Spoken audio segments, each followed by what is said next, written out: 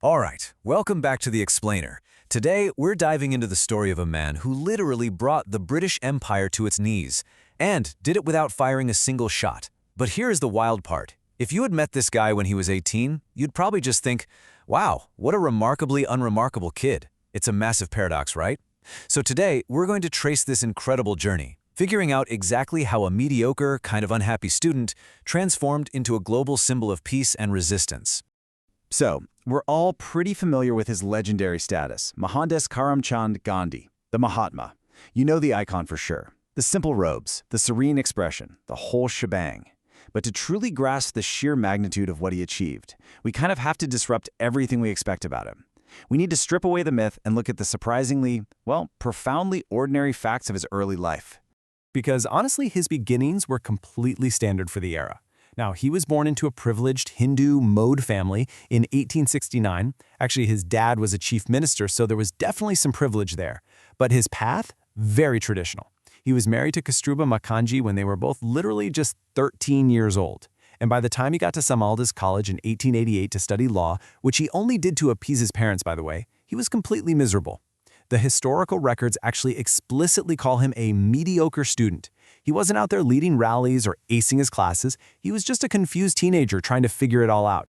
Which brings us to a really fascinating question. The title Mahatma literally means great soul. So how on earth do we bridge this massive gap? How do you go from an uninspired college kid who just wants to make his parents happy to a philosophical giant who reshapes world history? That's the puzzle we're putting together today. What were the exact catalysts that changed him? Well, the first big catalyst hit in 1888. 18-year-old Gandhi gets an offer to go overseas and study law at University College London, and he jumped at it. Honestly, he probably just wanted an excuse to escape his miserable college experience back home. But this wasn't just a fun study abroad trip. This change of scenery completely rewired his entire life's trajectory. London was the spark. Because in London, he goes through this incredible intellectual awakening. Before he left, he promised his mother he'd strictly stick to her Jain-infused pacifist teachings, things like vegetarianism and mutual tolerance. And by sticking to those rules, he actually stumbled into a whole community of kindred spirits. And this is where it clicks. Up until this point, he had zero interest in religion, none. But suddenly he's diving headfirst into this deep philosophical study of world religions. He's reading up on Hinduism, Christianity, and Buddhism all side by side. His worldview didn't just grow, it exploded. Okay, so fast forward to a super pivotal year, 1893. He passes the English bar, heads back to India, and totally flops. He finds it incredibly difficult to get any legal work. So facing failure at home, he takes a one-year contract with an Indian firm in Natal, South Africa. He probably figured, hey, it's a temporary gig, it pays the bills. But South Africa? That was about to become his ultimate testing ground. He stepped off the boat into a fiercely, unapologetically segregated society. Indian immigrants there faced severe racial discrimination. But the crazy thing was, they had no organized way to fight back. They just accepted it as normal. Gandhi looks around and sees this deeply fractured demographic. You've got recruited indentured laborers, mostly from South India, Mehman Muslim merchants, and ex-indentured laborers who just decided to settle down with their families. It was totally divided. But this exact fractured group is exactly who Gandhi would soon find himself fighting for. Now, his master plan to take down this unjust system didn't just happen overnight. It was definitely a process, and it evolved in two very distinct phases. First, you've got the moderate phase, from 1894 to 1906. Lots of polite petitions and memorials. But then, that totally shifts into the passive resistance phase, from 1906 to 1914. Which was all about outright defiance and civil disobedience.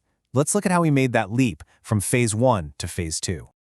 During that first moderate phase, Gandhi acted exactly like what he was, a proper British-trained lawyer. He focused on sending these very polite, formal petitions to the authorities in London. You see, he still had this immense faith in the British sense of justice and the rule of law. He really believed that if he just logically laid out the unfairness, the British would say, oh, our mistake, and fix it. So he methodically sets up the Natal Indian Congress, starts a paper called Indian Opinion, and raises funds. Very organized, very polite, and entirely legal. But then we hit 1906, and guess what? The polite letters weren't working at all. Unjust authorities basically forced Gandhi's hand, and it pushed him to invent an entirely new method of mass struggle. This right here is the birth of Satyagraha, a concept that beautifully translates to truth force. The entire goal shifted.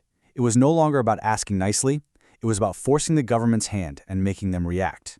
What triggered this massive shift was this suffocating web of new, openly racist laws. The government demanded compulsory registration certificates for all Indians. They restricted migration.